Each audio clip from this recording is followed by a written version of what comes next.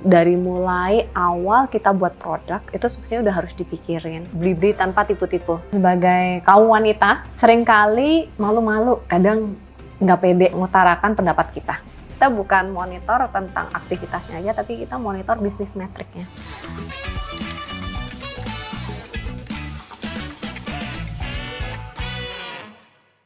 Salam sejahtera bagi kita semua.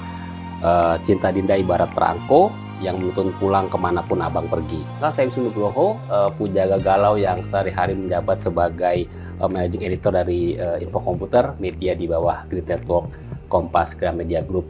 Di sesi podcast Info Komputer Women in Tech, sebuah sesi podcast yang bertujuan mengangkat profil perempuan-perempuan hebat di dunia IT.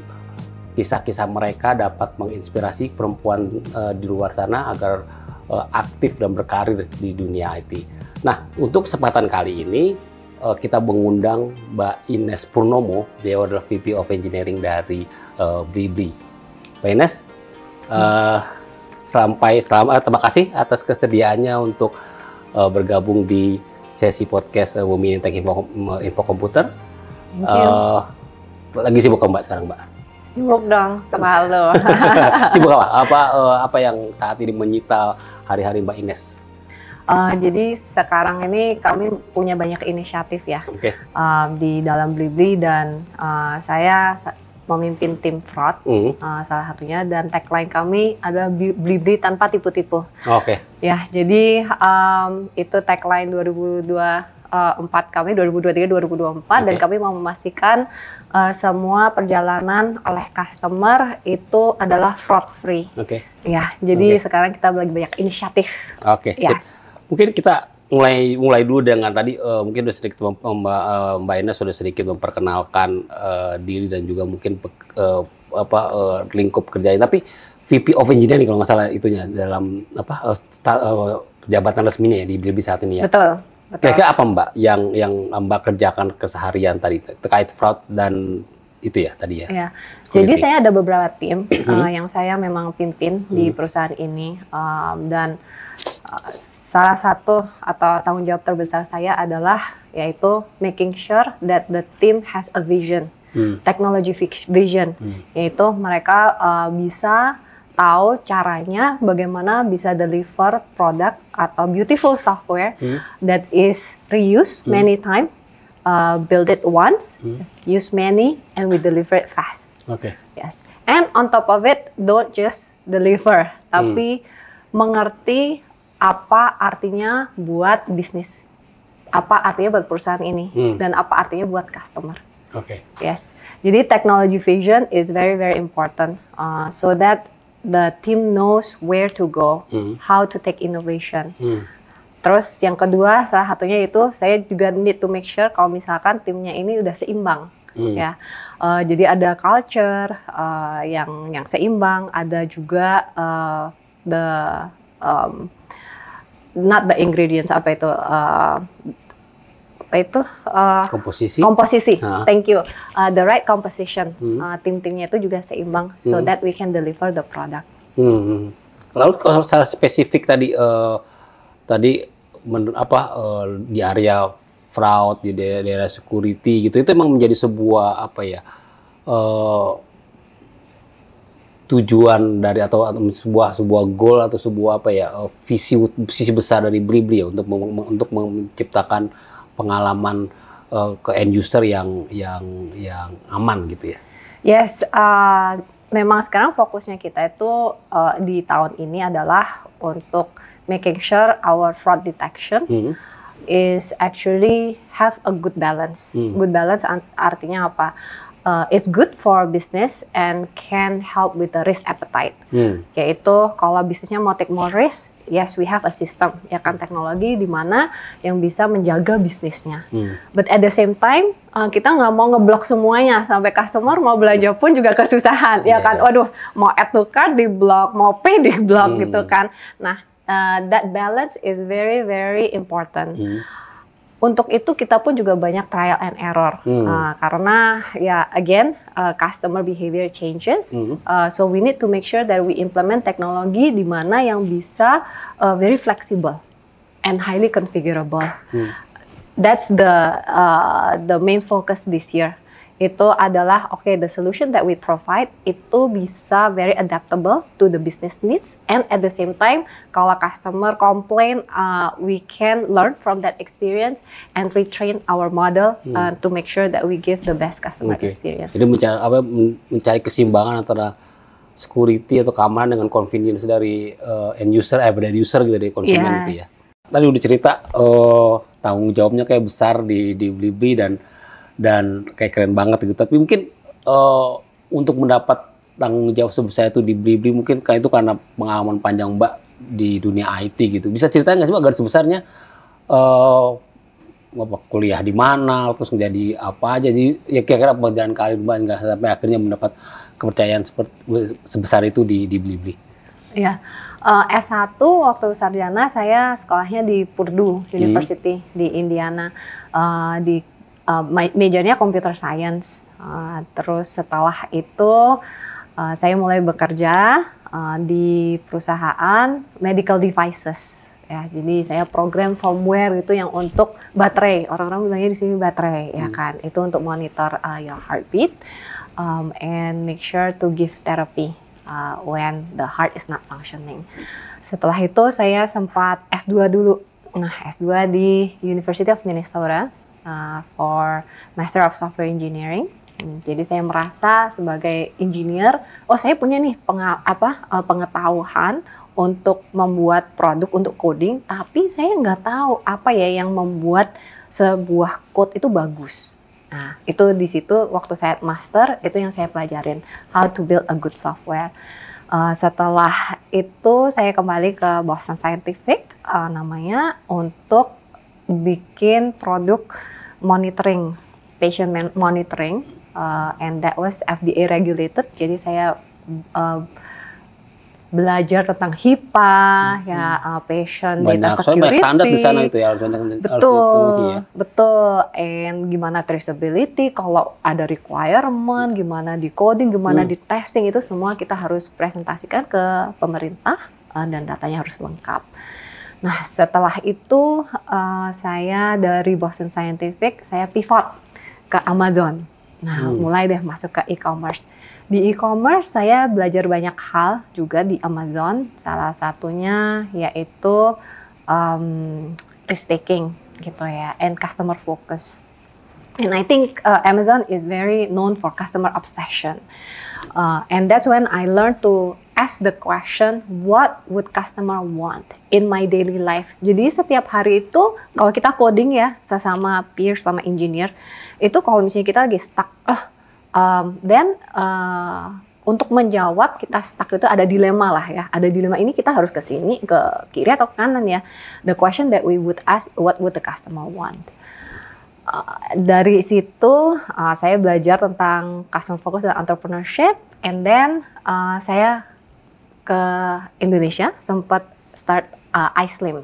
Ya, sebagai entrepreneur saya bikin e-commerce sendiri untuk fokus on women's body image product gitu. Nah, dari situ saya belajar tentang entrepreneurship, betapa susahnya untuk start a business from scratch. And then one reason or another saya juga kembali ke dunia profesional lagi, tapi di Silicon Valley. Di situ banyak startup. Di situ saya belajar tentang startup, risk taking, and from that, all of that experience, dan akhirnya saya juga jadi founding engineer in a very small startup, and that's when I found Blibli. Waktu saya pulang, and I realized, you know what, all of these values that I've learned, seperti risk taking, customer first, and also driving excellence, itu ternyata juga ditekankan di Blibli. Ya, jadi waktu saya interview dengan Blibli itu, it seems like it's a good fit gitu ya. Nah, dari situ saya juga waktu interview, I think I have found a good place to be, and they are welcoming me and actually have a need for my skills. Gitu. Oke. Nah, kalau udah perjalanan panjang tadi udah ke industri kesehatan, e-commerce, kemudian entrepreneurship segala, udah nyoba perusahaan sendiri gitu ya. Apa kontribusi terbesar pada pencapaian tersebut? Mungkin pertanyaan saya lebih kepada apa lesson learn dari perjalanan tersebut? Apakah memang harus gigih berjuang atau harus berani melakukan sesuatu? Apa sih Mbak kira-kira yang menurut Anda, oh ini nih satu hal utama yang mungkin berkontribusi besar terhadap karir saya? Ada nggak? Kalau berkontribusi besar dalam karir saya ada beberapa sih, jadi bukan satu saja. Salah satunya yaitu pendidikan ya. Pendidikan itu penting dan itu udah ditanamkan sejak kita kecil mungkin ya dari orang tua saya. Nah, pendidikan dari awalnya penting itu waktu kita di college itu really learn, jangan beat the system. Kalau mau beat the system mah gampang ya kan, ada SKS lah apa segala. But we are there to learn and learn as much as we can. Gitu. Karena akan dipakai, apa yang kita pelajarin juga pasti akan dipakai. And the second thing itu people. Jadi especially leaderships. I have been in work environment di mana yang leadershipnya kurang supportive, and I have been in a position where the leadership is very supportive and promote their people. Ya, contohnya gitu, kalau misalkan leadershipnya supportive, you are given equal opportunities. Mau cewek mau cowok, equal opportunities and feel free to sign up. Ya, dan dari ini dari timnya sendiri juga, environmentnya sendiri, it needs to be inclusive. Gitu. Ibaratnya seperti ikan kalau misalkan ditaruh di kolam yang keruh gimana mau bisa bernafas ya kan, apalagi berkembang. So in order for us to grow our career, we need to find the right environment, working environment, company yang baik, leadership yang supportive, and addition to that is the initiative actually yang membantu saya. Jadi di lingkungan yang sekarang, contohnya banyak budaya yang mendorong untuk women in technology, right? Contohnya di info komputer sendiri, gitu, ada highlight seperti ini. It's a very great opportunity, I'm very thankful. Dan ini salah satu program yang bisa membantu saya, gitu. Jadi di antara 3 pilar ini ya, dari pendidikan, work environment, have a great supportive leadership, dan program-program yang seperti begini itu actually the combination of these 3 is really what help propels my career. Dan Mbak menemukan semua itu di Blibli? Yes, salah satunya kenapa saya at the end decided to join Blibli itu adalah leadership yang supportive. Contohnya di Blibli ini ya, kita ngomongin dari total wanita atau perempuan versus laki-laki di Blibli itu udah lumayan seimbang, hampir 50-50. Dan pemimpinnya pun di senior leadership kita ada sekitar 30% itu ada perempuan. With that kind of mix, it makes working environment very comfortable. So you are not alone. Imagine kalau misalkan Mas Inu satu-satunya dikelilingi cewek-cewek gitu kan, itu pasti ada sedikit uncomfortness ya kan. Nah, tapi kalau misalkan a good mix, itu aja udah membuat kerjanya nyaman. Dan dengan adanya that kind of mix, semuanya inklusif, then the business and the leaders make decision even easier karena ada different perspective ya kan. Jadi kita mau build produk ini nih. Okay, why don't you handle it gitu kan, karena kita butuh 2 perspektif yang berbeda dari cowok dan dari cewek gitu ya, dari laki-laki dan perempuan. So the environment here is very supportive. Leaders don't look at gender, there's no gender bias, opportunities are there, it's for you to grab. Oke, jadi kita udah bicara soal itu kan, kesetaraan gender dan segala macam. Menurut Mbak memang keseimbangan antara anggota tim gitu, itu udah mengubah dinamika organisasi secara signifikan ya. Maksudnya jadi dalam organisasi tersebut ada overview yang seimbang antara laki-laki dan perempuan gitu. Itu tuh udah cukup ya. Ketika terjadi keseimbangan di tim tersebut.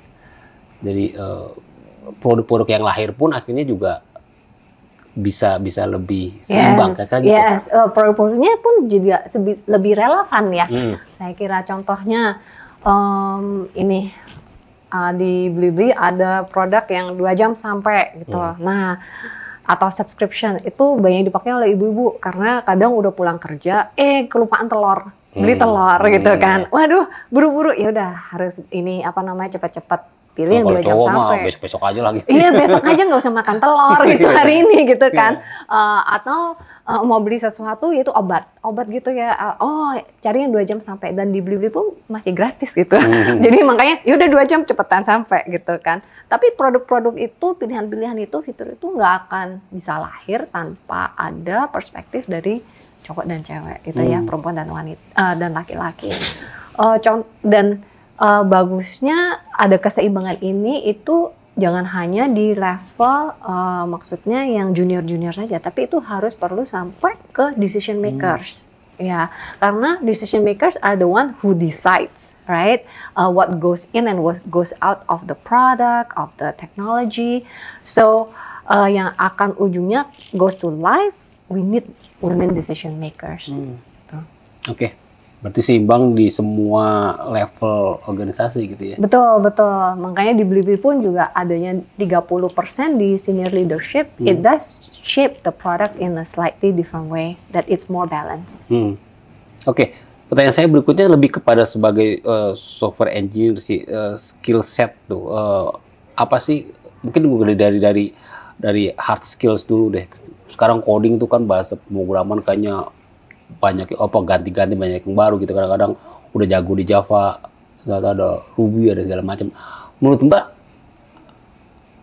apakah memang kemampuan untuk selalu belajar itu menjadi penting ketika di tengah perubahan yang sedemikian cepat itu, atau apalah saran bagaimana seorang software engineer meningkatkan hard skill-nya? Yeah, absolutely.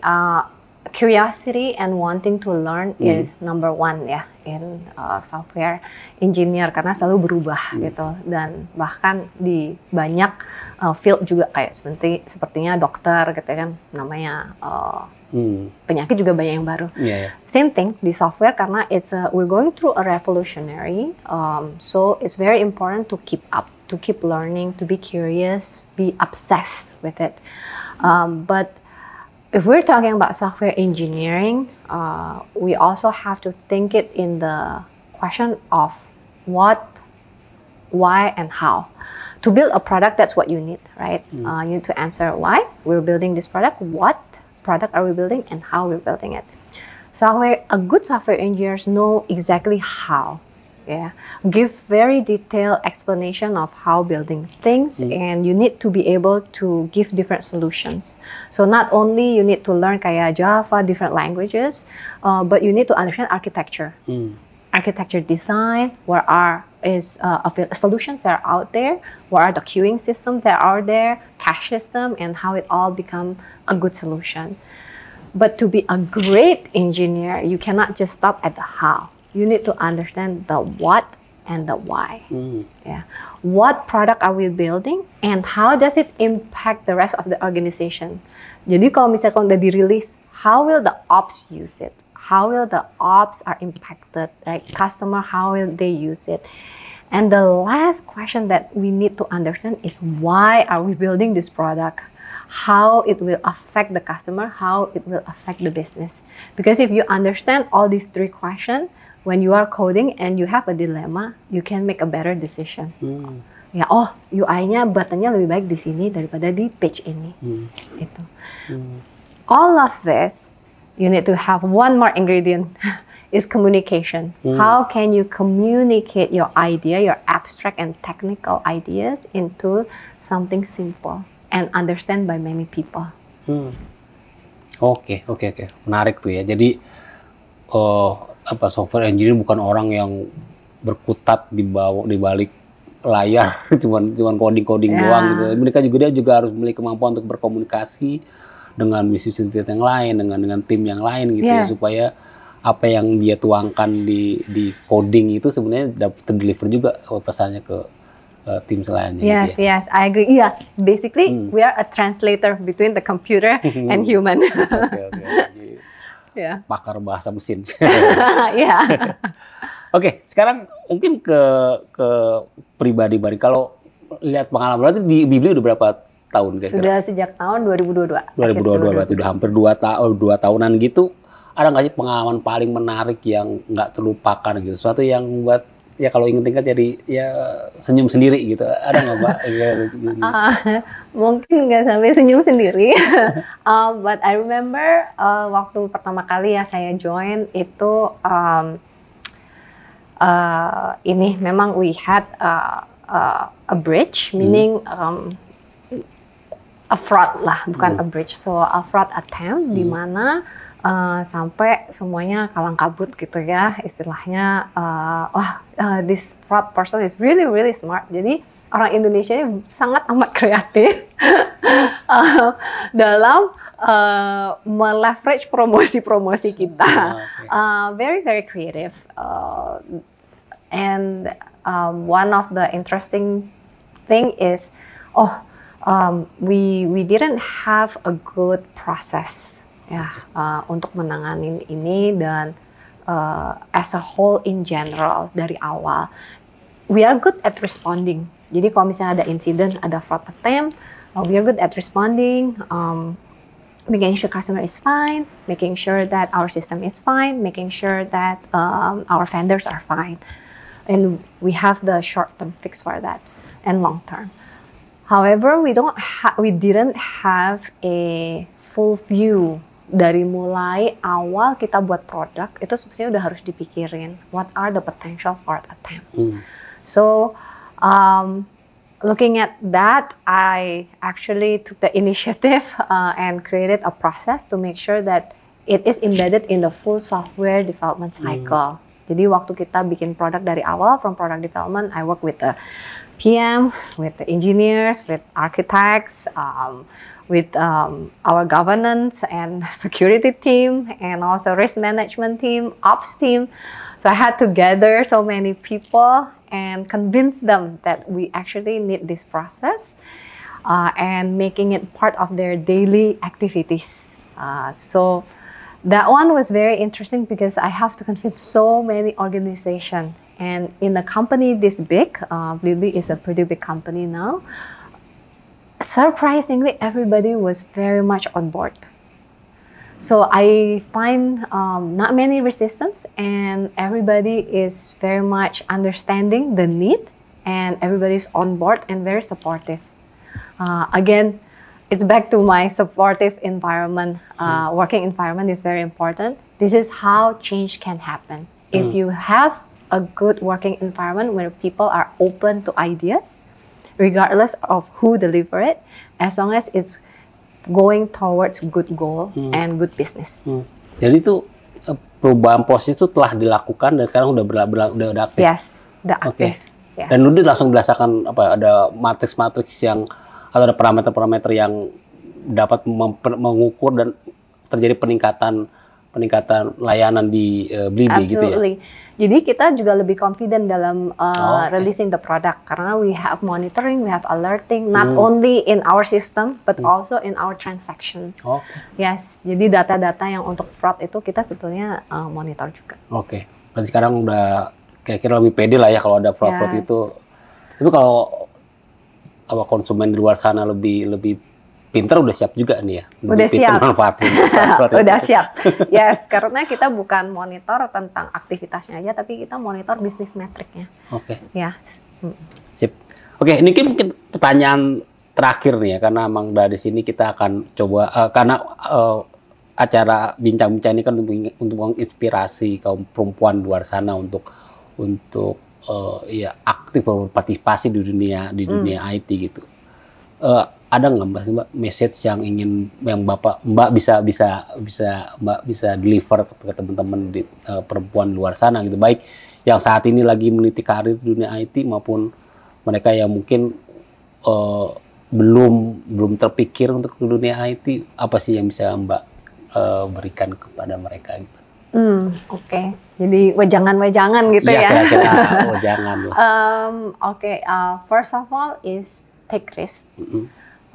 And be courageous. Ya, jadi kita sebagai kaum wanita, seringkali malu-malu, kadang nggak pede untuk mengutarakan pendapat kita.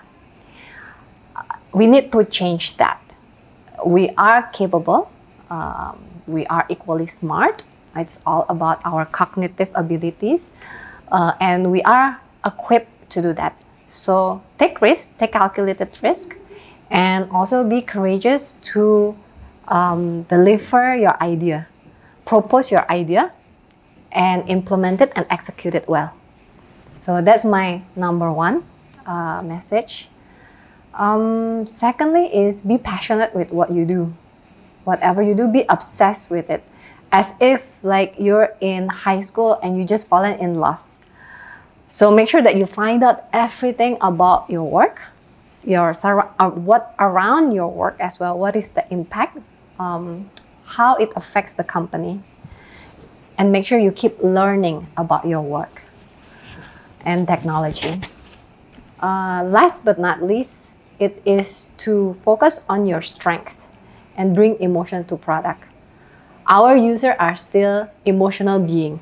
We as a human are still emotional being, and we are very good at creating a product that can trigger a certain emotion.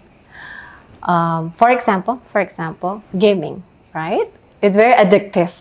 It's emotion. So there are certain features that can also bring your customer keep going back to use your feature, to use your product. Make sure to focus on that. Make sure that you understand our customer well and translate that into your software. That's my message. Sip. Terima kasih Mbak Ines atas sharingnya, dan juga saya pikir tadi udah banyak insight menarik yang kami dapat dari obrolan singkat ini gitu ya. Semoga pengalaman Mbak Ines, kemudian tadi wejangan maupun encouragement dari Mbak Ines kepada perempuan Indonesia juga dapat menginspirasi mereka untuk terlibat dan gitu. Karena saya pikir dunia IT butuh perempuan sehingga kita bisa maju bersama lah kira-kira gitu. Yes. Oke. Yes. Oke, demikian rekan Info Komputer, sesi bincang kami bersama Mbak Ines Purnomo, VP of Engineering dari Blibli. Sekali lagi semoga pembicaraan dapat menginspirasi kita semua untuk terus maju, terutama untuk perempuan Indonesia di luar sana. Karena tadi saya buka dengan pantun, saya akan tutup sesi ini juga dengan pantun galau. Ketika senja yang berpayung pelangi, seperti senja yang berpayung pelangi, cinta Dinda selalu tersimpan di hati. Demikian sesi podcast kali ini, sampai berjumpa di lain hari. Terima kasih. Assalamualaikum warahmatullahi wabarakatuh.